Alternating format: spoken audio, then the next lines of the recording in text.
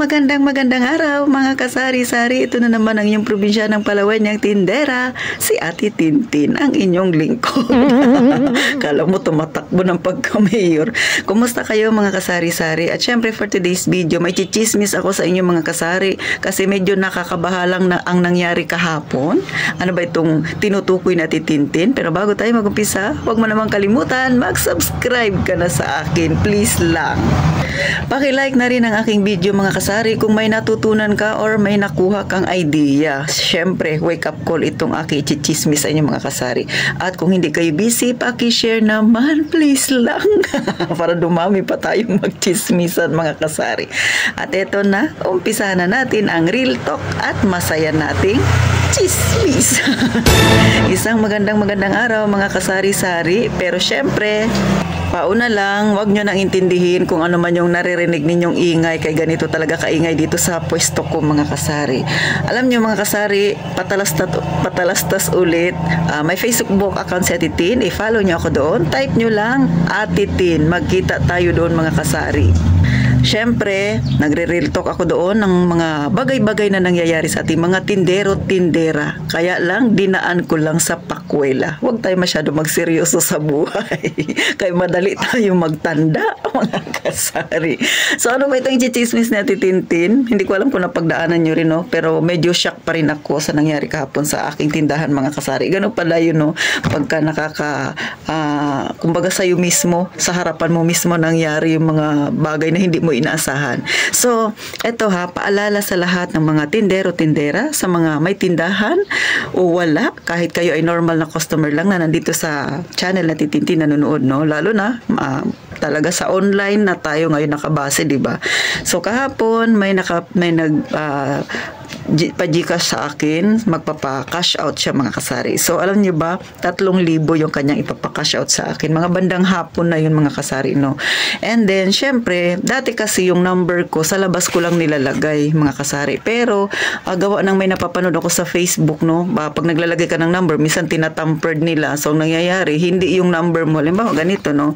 Papadala ka number. Tapos, baka mamaya paglaruan, yung imbis na dito, so, tinatampered. So, iba na yung dulo ng number. Kaya ang ginawa ko ay hindi ko na nilagay sa labas yung aking number. Pagka may nagpapa-cash in, cash out sa akin mga kasari o kailangan man ang aking number, saka ko lang binigay. So ito, ginawa ko to. So dahil dalawa yung Gcash na Tintin, ganito yung aking ginagawa para hindi magkamali si customer. So sabi ko, i-check ng maigi ang number at syempre yung pangalan at syempre kung ano talaga yung SIM na gamit ko. So ganon din dito sa aking isa pang Gcash mga kasari.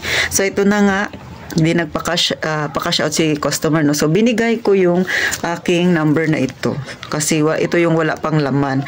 And then mga kasari, sa lahat ng mga tindera-tindera, ugaliin ninyo, no, na pagka nagsabi si customer, lalo na kung yung mga customer ninyo, sabihin na natin na regular customer na sila, huwag kayo basta-basta magtitiwala pag sinabi nila na ito na na send ko na sa'yo, tapos ipapakita sa'yo yung sa cellphone. Check ninyo yung maigi sa cellphone, yung oras, check ninyo rin yung number, and then mga kasari, i-check nyo rin sa phone ninyo kung dumating na ba. Huwag kayong mag-aasa na pag nakita nyo na sa phone nila, pina-check nila, ay ito na, maniniwala na kayo kaagad na dumating sa inyo.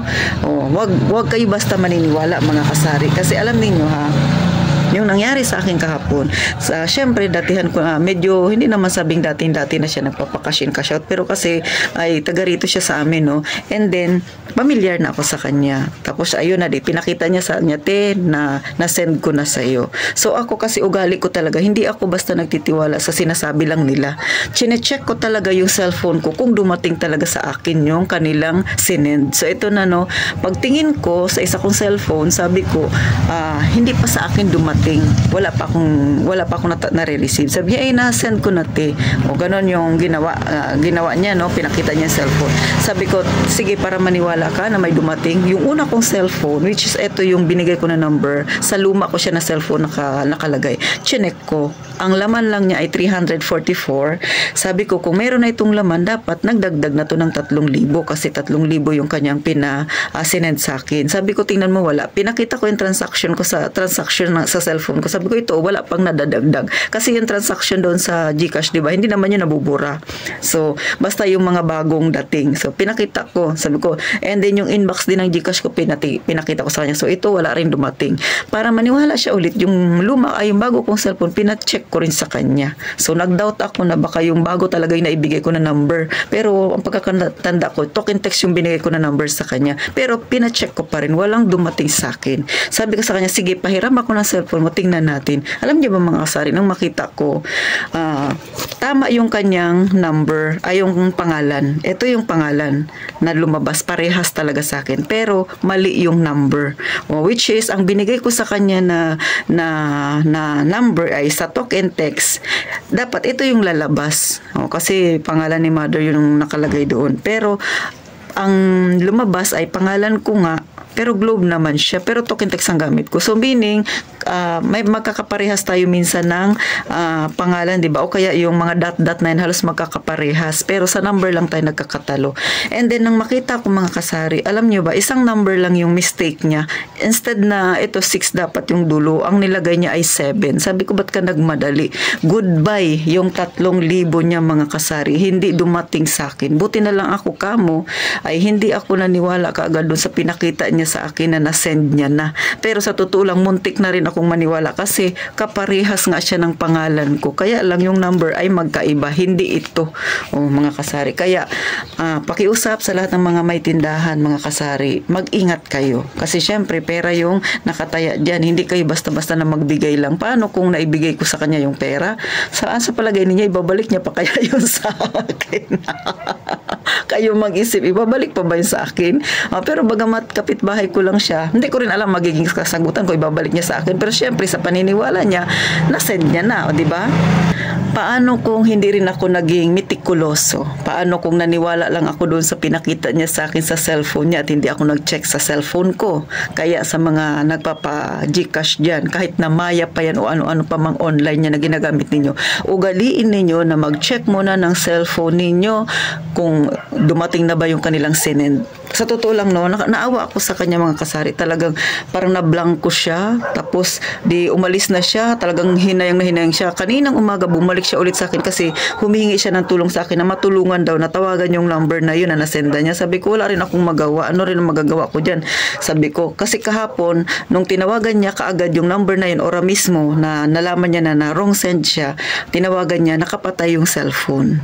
Hindi ko alam kung nakash out na ba yun kaagad-agad or talagang nakapatay lang yung cellphone. So, nahawa ako sa customer na yun mga kasari. So, kanina bumalik siya na maaga pa. Nakikiusap na ano raw ang gagawin. Sabi ko, ako hindi rin ako ganun kagaling kasi yung anak ko lang ang marunong talaga sa cellphone na magkalikot. Then sabi niya, may paraan pa daw. May paraan pa ba daw? Sabi ko, hindi ko rin sure. So, mga kasari, namamaga yung mata niya, di ba? Isang gabi na yung lumipas, bumalik siya sa akin kaninang umaga, namamaga yung mata niya, umiiyak pa rin siya kasi nga, syempre, tayo mga nasa masa, ang 3,000 ay malaking halaga na yan. Lalo na, yung pera na yun mga kasari, alam niyo ba kung saan nanggaling? Yung kanyang asawa ay nasa construction. So, nasa malayong lugar, ipinadala lang yung pera na yun para panggastos nila. Ngayon, galit na galit yung asawa niya. Hindi ko alam kung anong mangyayari, no? Pero naawa pa rin ako. Kasi syempre, parang tayo kasing mga tindera-tindera, pagka sa customer natin nangyayari yun, tapos sa harapan mo nangyari, no? Parang ang bigat pa rin sa dibdib. Naawa ako kasi, paano yun, di ba? Mga kasari na nag-aaway na silang mag-asawa dahil lang doon sa halagang 3,000. Kaya sa lahat ng nakakapanood sa akin, mga kasari, babala lang magdoble ingat kayo sa pagsisend.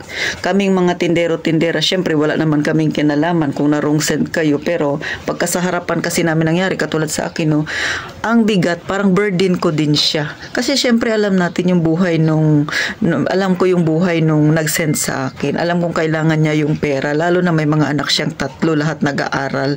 So, paano ang panggastos? Pinadala nga yun ng asawa niya kasi para may panggastos sila. So, paano ang pagkain, mga kasari, no? Pero syempre, sa totoo lang, no, kahit na nagkamali yung isang tao na nasend sa iba, kung ako yung nasendan, halimbawa, hindi sinasadya na wrong send na sa akin ipinadala. Halimbawa, hindi ko akalain na may nagpadala sa akin, may taong nag-wrong send lang sa akin na nagpadala, mga kasari, ay ibabalik ko yung pera. Kasi hindi naman sa akin yun. Kumbaga, nagkamali lang ko sa akin, no? Halimbawa lang ako yung napadalahan na hindi naman pala dapat sa akin. Ibabalik ko yung pera sa kung sino yung nag-send sa akin. Kasi hindi natin alam kung ano yung pinagdadaanan ng isang tao, mga kasari. So, alam niyo mga kasari, no? Nakakaawa talaga yung customer ko na yun. Kahit na hindi sa akin nangyari, tapos sa harapan ko mismo. Pero reminder din yun sa akin, no? Kasi minsan pagkakilala na kasi natin, minsan yung nagpapa-Gcash sa atin, no? Minsan kampante na tayo, minsan pakita lang sa atin, ay okay na, sige, nakita natin. Pero kahapon parang natauhan si Ate Tin. Bigla akong parang nanlamig yung katawan ko na wrong send siya. Sabi ko, paano pala kung ibinigay ko kaagad sa kanya yung pera, paano ako? Kasi yung pangalan ay kaparehas ng sa akin, kasi nga dalawa yung Gcash ko, yung isa naka-name sa mother ko at yung isa naka-name sa akin, mga kasari. So nisip ko, kung nagtiwala ako sa kanya at hindi ko muna chinek yung aking cellphone, nga si Ate Tin, kasi halagang 3,000 rin yung mga kasari. So sana mga kasari, nagkaroon kayo ng idea, tsaka wake up call ito sa lahat ng mga may tindahan dyan, na wag basta kayo magbigay ng pera, lalo na pag mga online, hanggat hindi nyo na-check, hanggat hindi nyo nasisigurado na dumating na talaga sa inyo, mga kasari. So paano? Hanggang dito na lang si Ate Tin. Magkita tayo sa sunod na vlog ko. Huwag niyong kalimutan, mag-follow na kayo sa Facebook account ko. Magngitian tayo doon. Si Ann Magturo na andoon na. Hi, ma'am. At saka si Ma'am Cortez. Si Ma'am Cortez yung talagang mas nauna naka-follow sa akin. Thank you, ma'am. Nakita ko na rin yung mga pagmumukha ninyo doon. Ang pretty pala, no? Si Ma'am Cortez, hindi ko pa nakita yung kanyang mukha doon kasi nga blanco lang yung kanyang profile pic. So paano mga kasari? Gaya nga ng palaging sinasabi ni Ate Tintin, mag-iingat tayong palagi, mga kasari.